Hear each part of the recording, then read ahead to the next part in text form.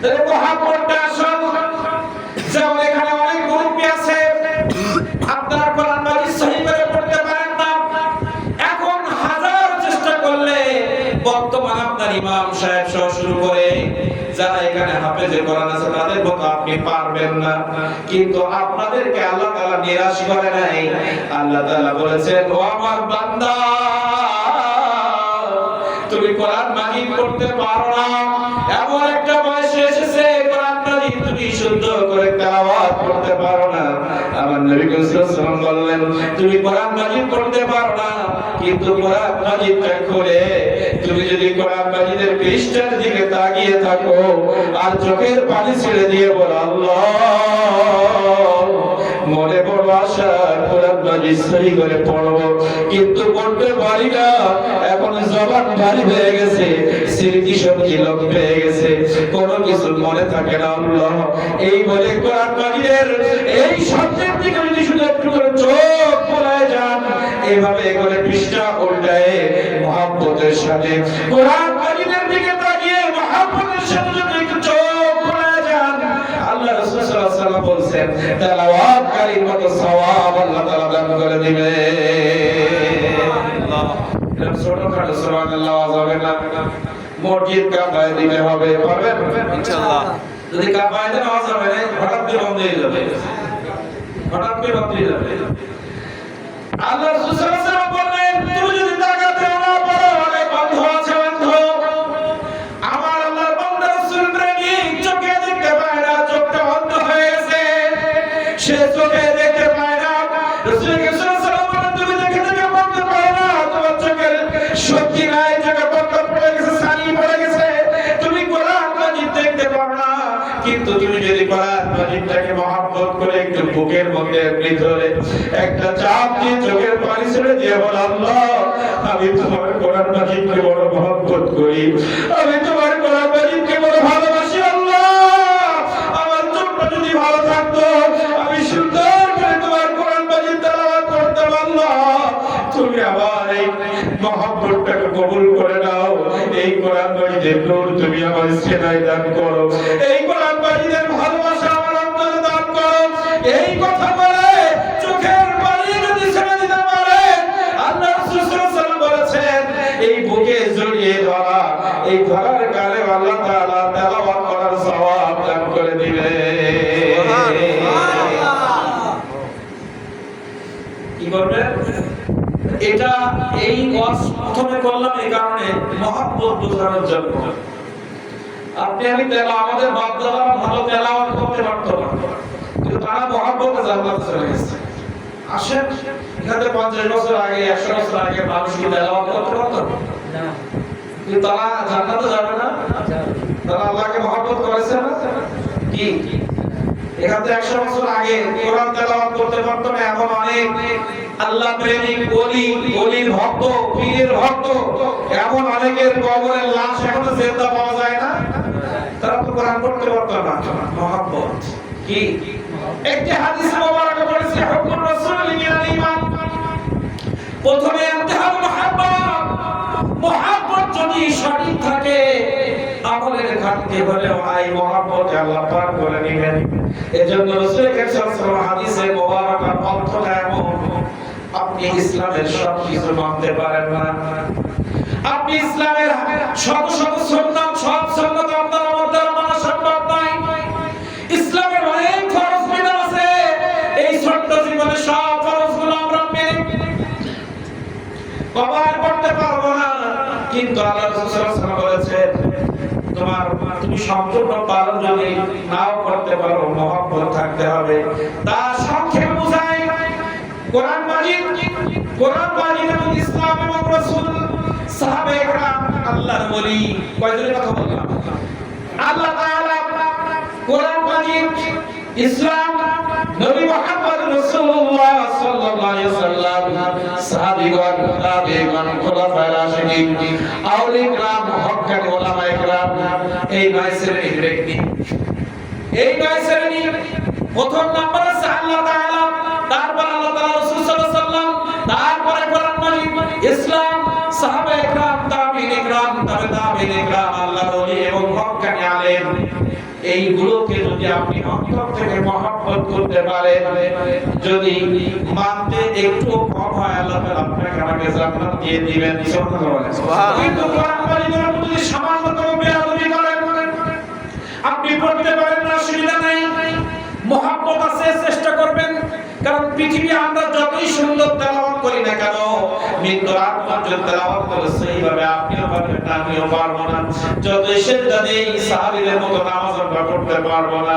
আমরা যতই ইবাদত করি না কেন, রাসূল আকরাম সাল্লাল্লাহু আলাইহি ওয়াসাল্লাম যে ইবাদত করেছে, 2 রাকাত নামাজ সারা রাত কাটিয়ে দিয়েছে, 11টা বেজেছে চোখের মধ্যে ঘুম, কিন্তু এরকম রাতের পরে নামাজ সাহাবায়ে কেরাম জেগে জেগে ইবাদত করেছেন। ওই সাহাবায়ে কেরামদের মতো ইবাদত আমরা করতে পারবো না। কিন্তু আমাদের যদি মহব্বত থাকে, কি থাকে? মহব্বত আমাদের ইবাদতের ঘাটতি পূরণ করবে। যেমন নফল নামাজ ফরজের ঘাটতি পূরণ করবে কিয়ামতের মাঠে। অনেক ফরজের ঘাটতি, সুন্নাত এবং নফল আমাদের ফরজের ঘাটতিগুলো কিয়ামতের ময়দানে পূরণ করে দিবে। এজন্য বাবা, জীবনে একটা জিনিস মাথায় রাখবেন, আল্লাহর প্রতি, নবীর প্রতি, কোরআন মাজিদের প্রতি, সাহাবায়ে কেরামদের প্রতি, তাবিঈদের প্রতি, তাবিঈন এবং হক্কানি ওলি, হক্কানি উলামায়ে কেরাম, এদের পরে কোনো সময় ঘৃণা নিয়ে আসবেন না। আল্লাহর প্রতি সামান্যতম ঘৃণা যদি আসে, ইমান শেষ। রাসূল আকরাম সাল্লাল্লাহু আলাইহি ওয়াসাল্লামের প্রতি সামান্যতম বেয়াদবি যদি করে ফেলেন, কথা বলতে বলতে যদি বলে ফেলেন রাসূল আমিও তাই, ইমান শেষ। সারা জীবন ওয়াজ করলেন, সারা জীবন হাজার হাজার মানুষকে কোরআন মাজিদের দাওয়াত দিলেন, কিন্তু হঠাৎ করে বললেন রাসূল আমাদের মতো, জায়গায় ইমান শেষ। 50 বছরের ইমান সব আপনার বাতিল হয়ে যাবে। এজন্য কোন প্রকার সামান্যতম আল্লাহকে নিয়ে, কোরআন মাজিদকে নিয়ে, আল্লাহ রাসূল সাল্লাল্লাহু আলাইহি ওয়াসাল্লামকে নিয়ে, সাহাবায়ে কেরামদেরকে নিয়ে সামান্যতম বেয়াদবি করা যাবে না। আমল না করতে পারেন, বেয়াদবি করা যাবে না, তাহলে আল্লাহ maaf করবে। আর যদি বেয়াদবি করেন আর ইবাদতের ঘাটতি থাকে, কোনোভাবেই পার হওয়া সম্ভব নয়। সারা জীবন ইবাদত করেছেন, কিন্তু রাসূল সাল্লাল্লাহু আলাইহি ওয়াসাল্লামকে আমাদের মতো মেনে গিয়েছেন। সারা জীবন ইবাদত করেছেন, কিন্তু আপনি বলেছেন সাহাবায়ে কেরামদের জীবনে ভুল করেছে, রাসূল সাল্লাল্লাহু আলাইহি ওয়াসাল্লাম তার নবুয়ত জীবনে ভুল করেছে, আল্লাহ রাব্বুল আলামিন কোরআন মাজিদের ভিতরে ভুল করেছে। এই শব্দ যদি আপনি বলেন, 1000 বার যদি কাবা শরীফ জিয়ারত করেন, 1000 বার যদি আল্লাহকে সিজদা দেন, যতই সিজদা দেন না কেন, যতই ইবাদত করেন না কেন, আল্লাহর কোরআন মাজিদ সম্পর্কে বাজে চিন্তা মনের মধ্যে থাকার কারণে, রাসূল সাল্লাল্লাহু আলাইহি ওয়াসাল্লাম সম্পর্কে খারাপ কথা বলার কারণে, সাহাবায়ে কেরাম সম্পর্কে বেয়াদবি করার কারণে, আল্লাহর ওলিদের সাথে বেয়াদবি করার কারণে সারা জীবনের ইবাদত আল্লাহ তাআলা বাতিল করে দিবে। নারায়ে তাকবীর, নারায়ে রিসালাত, পবিত্র ঈদে মিলাদুন নবী, পবিত্র ঈদে মিলাদুন নবী। এজন্য ওয়াজ এখনো শুরু করিনি, ঝুঁকি নাই, ওয়াজ করবো ইনশাআল্লাহ। আপনারা যে শোনেন, শুধু আপনাদের একটা সবক আজকে মাহফিল থেকে যে আমার জীবন যাবে, কিন্তু এই কোরআন মাজিদ, আল্লাহ রাসূল সাল্লাল্লাহু আলাইহি ওয়াসাল্লাম, সাহাবায়ে কেরাম, আল্লাহর ওলিদের নিয়ে কোনোদিন বাজে চিন্তা করব না, বাজে কথা বলবো না। ঠিক আছে? রাসূল আকরাম সাল্লাল্লাহু আলাইহি ওয়াসাল্লাম সুন্নাত আমরা মানতে পারি না। দস্তরখানা বিছানায় খানা খাইতে রাসূলুল্লাহ আমরা কয়জন পারি? কিন্তু আপনি যদি বলেন দস্তরখানা লাগে না, উঠাও, একটা সুন্নাত আপনি মানেন নাই, আপনাকে আল্লাহ maaf করবে। কিন্তু যদি বেয়াদবি করেন, পশ্চিম কালো maaf করবে না। কোন হাদিসে মুবারাকা যদি আপনি মানতে না পারেন, শুধু রাসূল সাল্লাল্লাহু আলাইহি ওয়াসাল্লামের উপর মহব্বত থাকার কারণে অনেক সুন্নাত আপনি মানতে পারেন নাই, আল্লাহ আপনাকে maaf করে দিবে, রাসূল সাল্লাল্লাহু আলাইহি ওয়াসাল্লাম আপনাকে শাফায়াত করবে। কিন্তু আপনি অনেক ইবাদত করেন, একটা সুন্নতকে বেয়াদবি করলেন, কি করলেন? বেয়াদবি করলেন। দস্তরখানা দরকার কি? অত দাড়ি রাখা দরকার কি? এই দাড়ি কার সুন্নাত? রাসূলের সুন্নাত। আল্লাহ রাসূল সাল্লাল্লাহু আলাইহি ওয়াসাল্লাম বললেন, মান আহাব্বা সুন্নতি ফাকাদ আহাব্বানি ওয়া মান আহাব্বানি কানা মাই ফিল জান্নাহ। সুবহানাল্লাহ। জোরে বলেন সুবহানাল্লাহ। ওয়া সিরে রাসূল সাল্লাল্লাহু আলাইহি ওয়াসাল্লামকে জানাতে হবে, আল্লাহকে জানাতে হবে, রাসূল আপনাকে আমরা জীবন থেকে বেশি ভালোবাসি, আল্লাহ আপনাকে আমরা আমাদের জীবনের থেকে বেশি মহব্বত করি। এটা আমাদের জবান দিয়ে আজকে জানিয়ে দিতে হবে। আজকের এই মহব্বত হাসরের ময়দানে আমাদের নাজাতের রাস্তা হতে পারে। রাসূল সাল্লাল্লাহু আলাইহি ওয়াসাল্লাম বলেন, মান আহাব্বা সুন্নতি ফাকাদ আহাব্বানি ওয়া মান আহাব্বানি কানা মা'i ফিল জান্নাহ। মান মানে যে ব্যক্তি আহাব্বা মুহাব্বত করলো, প্রেম করলো, ভালোবাসা তৈরি করলো। মান যে ব্যক্তি, যে কোনো ব্যক্তি হতে পারে, আপনি হতে পারেন, আপনি হতে পারেন, আপনি হতে পারেন, আপনি, আমি, এখানে আমরা যারা বসে আছি আমাদের মধ্যে যে কোনো একজন ব্যক্তি হতে পারে। পৃথিবীর 200 কোটি মানুষ, এই 200 কোটি মানুষের যে কোনো একজন যদি মান মানে যে কেউ, এখানে কাউকে নির্দিষ্ট করে বলা হয় নাই। রাসূল সাল্লাল্লাহু আলাইহি ওয়াসাল্লাম বলেন, মান আহাব্বা, যে ব্যক্তি মহব্বত করবে সুন্নতি, আমি নবী আমার রেখে যাওয়া সুন্নাত, আমার রেখে যাওয়া সুন্নাতকে যে ব্যক্তি মহব্বত করবে, মহব্বত করে ব্যক্তি জীবনে, সামাজিক জীবনে ওই সুন্নতের বাস্তবায়ন করবে। মান আহাব্বা সুন্নতি ফাকাদ আহাব্বানি, আমার একটি সুন্নতকে মহব্বত করা মানে আমি নবী আমাকে মহব্বত করা, আর আমাকে মহব্বত করা মানে কানা মা'i ফিল জান্নাহ, ওই ব্যক্তি আমি নবী যে জান্নাতে থাকবো, আমার সাথে আমার মহব্বত করা সুন্নাত, ওই সুন্নাতকে মহব্বত করা উম্মত আমার সাথে সেই জান্নাতের মধ্যে থাকবে। সুবহানাল্লাহ, নারায়ে তাকবীর, নারা রিসালাত, পবিত্র ঈদে মিলাদুন নবী। তাহলে রাসূল করিম সাল্লাল্লাহু আলাইহি ওয়াসাল্লাম বলেন, আমার যে কোনো একটা সুন্নাত।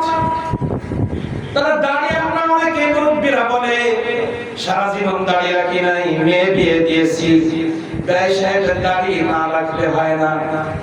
এই মহব্বতে কিন্তু জান্নাত হবে না, রাখতে হবে। কারণে আমার নবী সাল্লাল্লাহু আলাইহি ওয়াসাল্লাম বলছে, এখানে বেলেট দিও না, এখানে খুব দিও না, ছেড়ে দাও, এটা আমার গলা।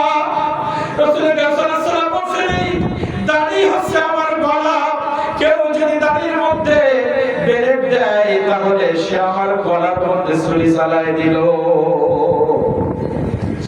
তোমরা আমার গলায় ছুরি চালিও না, আমাকে মহব্বত করো।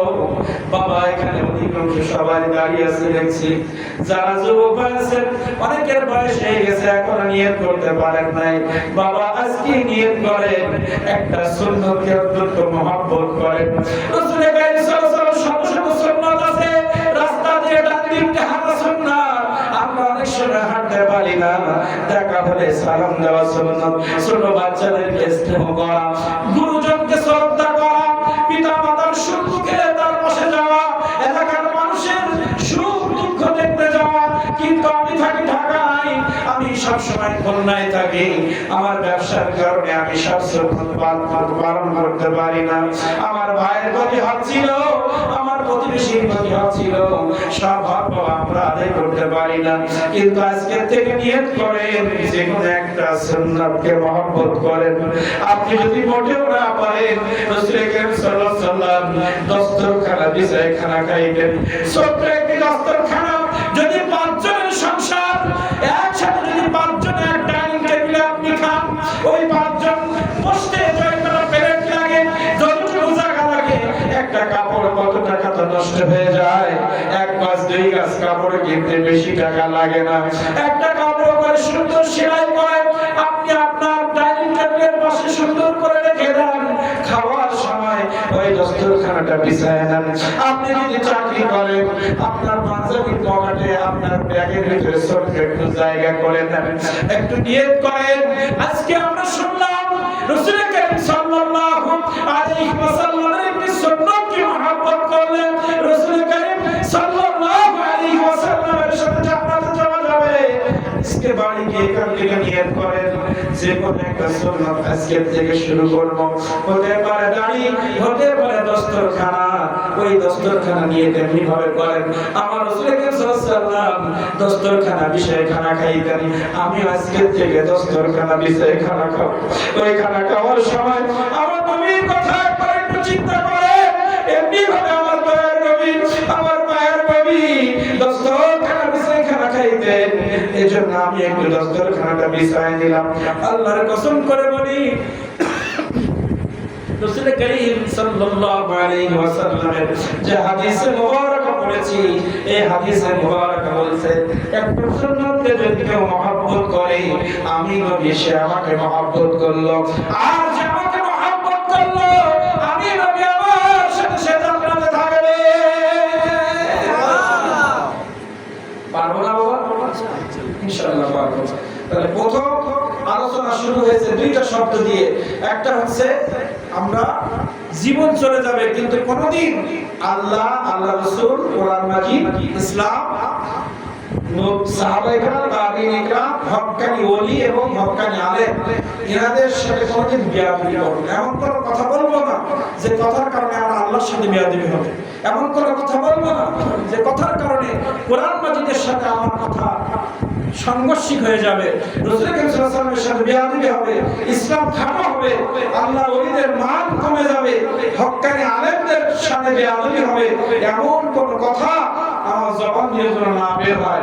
আপনি অল্প আমল করলেও পার হতে পারবেন, আর হাজার আমল করেও যদি এই বেয়াদবির খাতা আপনার না ওঠে খবর হয়ে যাবে। এজন্য যারা হক্কানি আলেম, হক্কানি আল্লাহর ওলি এবং আহলে সুন্নাত ওয়াল জামাতের আলেমরা সবসময় আদরদার হয়, বেয়াদবি করে না। কি করে না?